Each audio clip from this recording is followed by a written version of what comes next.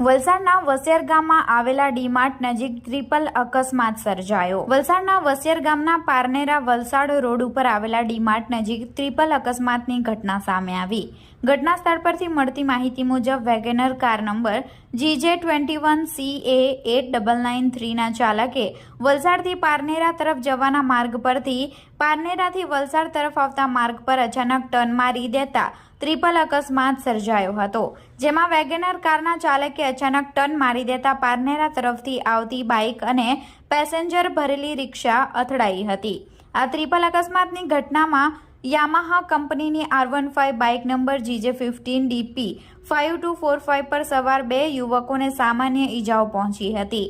જો કે બાઇકમાં ભારે નુકસાન સર્જાયું હતું અને પારડી તરફથી 3 પેસેન્જર ભરી વલસાડ આવી રહેલી રિક્ષા નંબર GJ15Y3994 સાથે પણ અકસ્માત સર્જાતા રિક્ષા ચાલક અને સવાર 3 પેસેન્જરોને ગંભીર ઈજા પહોંચી હતી।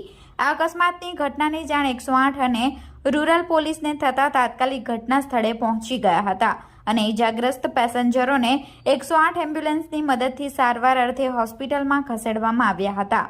ટ્રિપલ અકસ્માત થતાં પારનેરા વલસાડ રોડ ઉપર ટ્રાફિક જામ સર્જાયો હતો।